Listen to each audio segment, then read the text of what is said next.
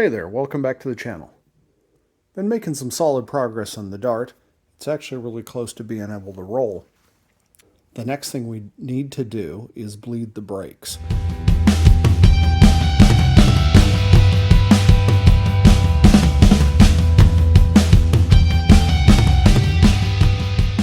Changed all the front end here, put in a new proportioning valve, put in a line lock, so now all of the lines are full of air.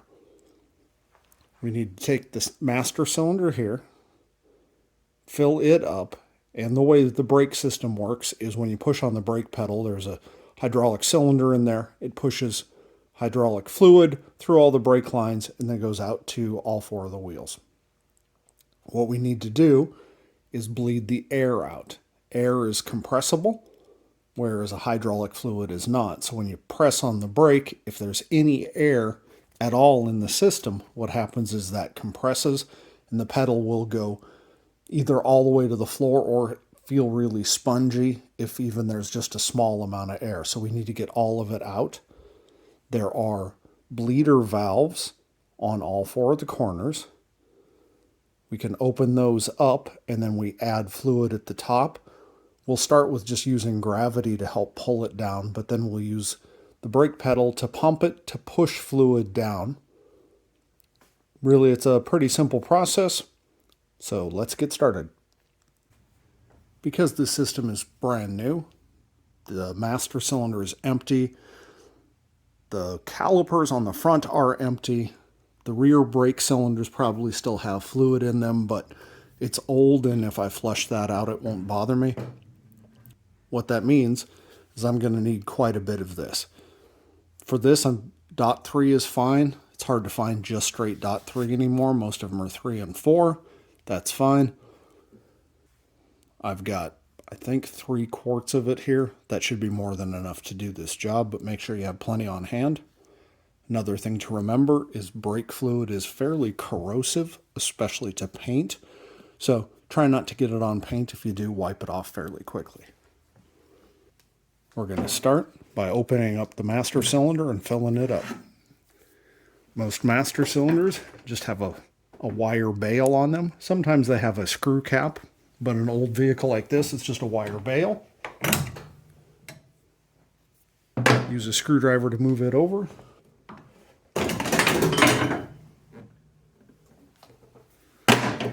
Of course. On an old one like this, the lid, this cap, has a gasket. And it's just a rubber gasket here. But oftentimes, especially if it's not brand new, these will be pushed down from vacuum. So basically, they'll look kind of like that. And you just push them back up. The reason they'll be down like that is it creates a vacuum when those get low and it pulls this down. That's what these are designed to do, is take up some of that space. You can see this is completely empty. The rear is the smaller of the chambers. Now I'm going to leave the lid off, but remember, if I pump the brake, what's going to happen is it's going to push fluid through here, and it does it at a fairly good rate. It will spray up out of here if you don't have the cap on. So if you're doing this with the cap off, push very slowly. Generally speaking, when you're bleeding the brakes, you want to start with the furthest from the master cylinder. So that would be that corner way back over there, and then you move toward it. So I would do that one there, then here, and then here. Because this is empty, I'm actually going to start by just opening the bleeder screws and trying to let gravity push some of this air out. Here's the bleeder screw right here on the caliper. They're always high on the caliper because we want to get the air bubbles that are inside the cylinder back here to come out. So I'm going to open up this one and the one on the other side, and we'll see if just gravity alone will push some of this out. Here's something interesting. This is part of the Pirate Jack disc brake upgrade. So 7/16 is too large. 3/8 is too small. So that bleeder screw is metric. 10mm fits just fine. So 1967 Detroit car with metric screws on it. That ought to confuse me forever. I'm just going to open this guy up and we'll see if gravity will pull it down. You can hang out here. I will be right back. I'm going to run to the other side and loosen it up. It's been about 15 minutes with both sides open. Absolutely no fluid has come out, so I don't think this is going to get us anywhere. Now we're going to have to use some mechanical means to bleed these. The best way is with a power bleeder. It has a large tank that has a reservoir for fluid and a cap that sits on top of the master cylinder, and it just pushes fluid through. I don't have one. Most people that I've ever known don't have one.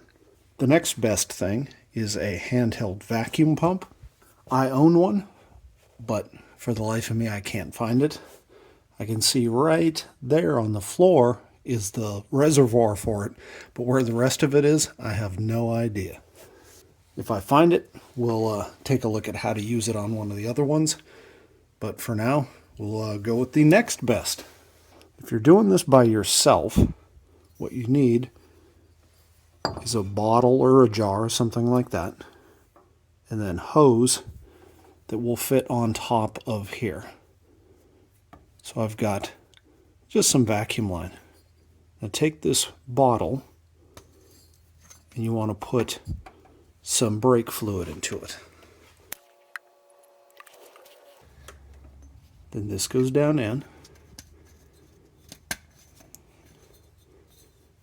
You want to make sure that the end of the hose is all the way at the bottom and fully submerged. So what's going to happen when we press on the brake, it's going to push air, and that's going to come down through here. It'll bubble out. Then when you release the brake, it's going to draw back in. This fluid prevents air from getting drawn back in. It will actually pull this fluid back up in. So when you push on the brake pedal, it pushes air out. When you let go, it pulls fluid from in here back in.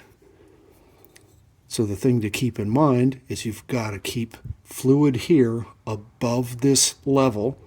In fact, I might need to add a little bit more since this is completely empty.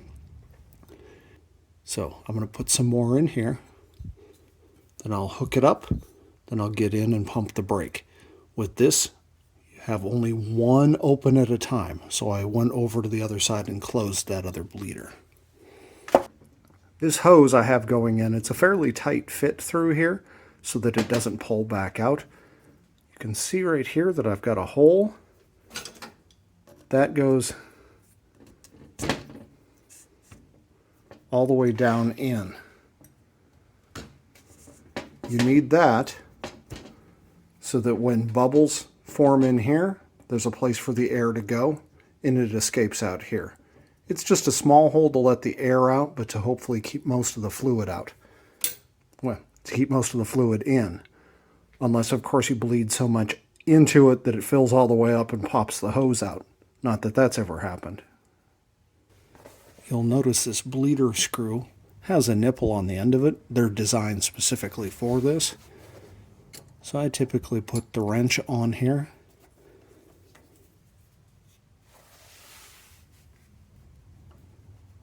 Then put that hose on. This lets me loosen and tighten without taking that hose off. Now I will go pump the brake and we'll take a look at what it does here. Because I'm going to be pumping it, I'm going to put this cap back on. I'm not going to clamp it down, just set it on there. The goal here is to just prevent splashing. Keep as much of the fluid in that master cylinder as I can.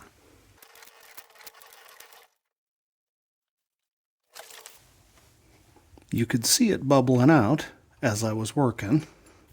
Now is also a good time to check all of your brake lines. You can see here this is leaking. It's because I didn't tighten this one down. Now we'll check the master cylinder.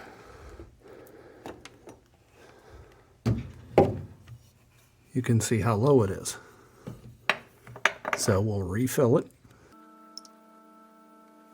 It's a little bit of a challenge with all the mess of wiring on this thing. Future project. Okay. Now I'll go pump it a bit more.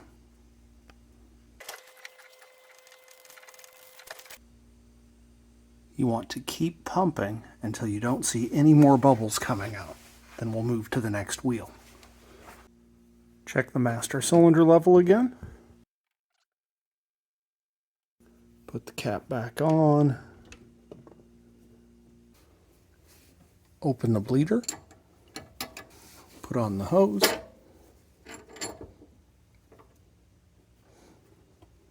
Since I don't have a second person here, I'll have to just pump until the brake gets firm. Unless, of course, you want to holler when it quits bubbling.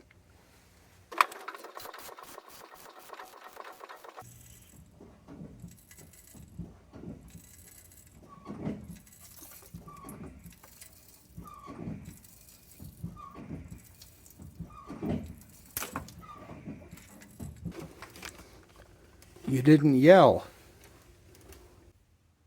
At this point, I'm actually pretty close. The pedal in the car goes to the floor the first time you push it, but after that, it only goes about halfway down. So there's some air still in there, but not a whole lot. I suspect most of what's in there now is in the rear system. So we're going to do basically the exact same thing and bleed the rear. We'll start on the rear back here, then move to the other side. Bleed both of those.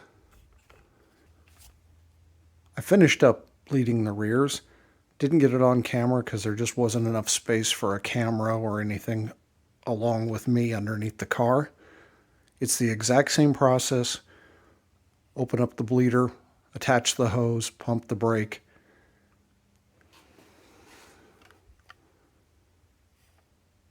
That's all there is to it. Now I just need to get some tires and wheels on the front and it'll be ready to roll.